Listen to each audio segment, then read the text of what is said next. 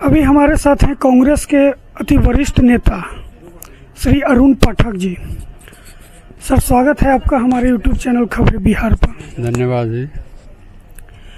आज जो है महागठबंधन के एक प्रतिनिधि मंडल जो इलेक्शन कमीशन से मिलने गया ये मतदाता पुनर्निरीक्षण मामले में, इस पर क्या खबर निकल कर आई है आज?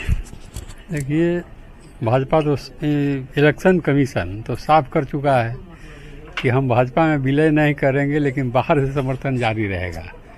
तो मुंबई वाला खेला ये लोग दोहराना चाहते हैं। यहाँ पर बहुत मतदाताओं को ये लोग वंचित करना चाहते हैं जो भाजपा मानसिकता का नहीं है या एनडीए को वोट नहीं देगा। इसको साफ करने के लिए इसके खिलाफ आज से शिष्टमंडल मिला है।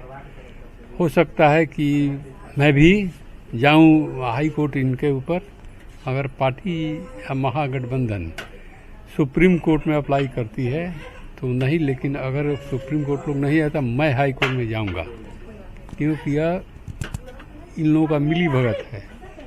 और इलेक्शन कमीशन, मेरा भी राजनीति कार्यकाल मैंने 40 वर्ष का हुआ, इतना गंदा वर्क इलेक्शन कमीशन के द्वारा हमने नहीं देखा। इसलिए इसको जिस स्तर पर इसको हम लोग रोकेंगे, गलत नहीं होने देंगे, लोकतंत्र की हत्या नहीं होने देंगे।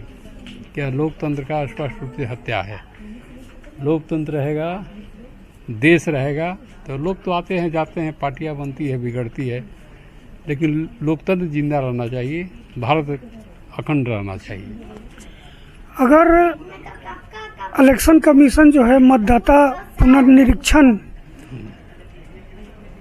वापस नहीं लेती है या इसको रोकती नहीं है, तो इसके खिलाफ क्या सिर्फ कांग्रेस जाएगी हाई कोर्ट या पूरा महागठबंधन जाएगा हाई कोर्ट? महागठबंधन जाएगा पूरा। पहले तो अपना कांग्रेस स्टैंड स्पष्ट किया कि मैं जाऊंगा सुप्रीम कोर्ट, और हम लोग चूंकि उस स्तर पर नहीं, बिहार स्तर पर हैं, तो हम हाई कोर्ट जाएंगे। होने तो नहीं देंगे हम लोग। यह लोकतंत्र की हत्या है और भाजपा हर हाल में चाहती है लोकतंत्र को खत्म करना, जिसको हम लोग होने नहीं देंगे। सड़क से संसद तक इसका विरोध हम लोग खड़े रूप से करेंगे, क्योंकि यह नाजायज है, गलत है, देश के साथ धोखा है। राष्ट्रीय जनता दल के एक एमएलए हैं जो अब्दुल बारी सिद्दीकी जी, उन्होंने ओवैसी को बोला है कि आइए आपका स्वागत है महागठबंधन में के हिस्सा बनने के लिए, तो क्या इसको कांग्रेस स्वीकार करेगी? महागठबंधन में जो भी आएगा स्वीकार किया जाएगा। सम्मानजनक तरीके से बातचीत होगी, सम्मान दिया जाएगा। वो भी उनकी पार्टी भी एक लोकतंत्र में विश्वास रखती है, वो आते हैं तो स्वागत किया जाना चाहिए और किया जाएगा। मैं समझता हूँ इस बात। ओवैसी जी को क्यों शामिल किया जा रहा है? क्या कांग्रेस को लग रहा है कि मुस्लिम वोटर उसके बिहार में उससे अलग हो रहे हैं? देखिए, हम लोग का जो सिद्धांत है, जैसे भाजपा का अपना नीति है कि मुस्लिम को गाड़ी दो और हिंदू को वोट लो, और सब पार्टियां, हमारे एलआई में भी कुछ हैं, उनकी नीतियां हैं, मैं नहीं कहना चाहता, लेकिन ओवैसी साहब लोकतंत्र में विश्वास रखते हैं, उनको आना चाहिए महागठबंधन में। इससे हम लोग की स्थिति और मजबूत होगी। सुलझे हुए पढ़े लिखे व्यक्ति हैं, बहुत संसदीय नियमों का, संसदीय ज्ञान बहुत ज़्यादा उनको है। मैं तो स्वागत करूंगा उनका, क्या है।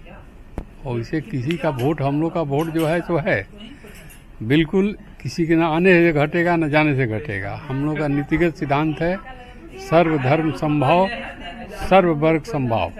ये नीति पर कांग्रेस चलती है। शायद और भी देश में जो पार्टियां हैं उनकी नीति कांग्रेस से भिन्न है, लेकिन हम लोग की नीति है कि हम लोग सब धर्म को समान रूप से देखेंगे, और भारत का संविधान में भी लिखा हुआ है कि सर्वधर्म समभाव। तो उस नीति पर चलना चाहिए हर लोगों को। किसी वर्ग को या किसी धर्म को गाली दे करके अपना वोट बढ़ाने की नीति गलत है। यह लोकतंत्र का हानि है, हनन भी है। तो चलिए, ये थे कांग्रेस के वरिष्ठ नेता अरुण पाठक।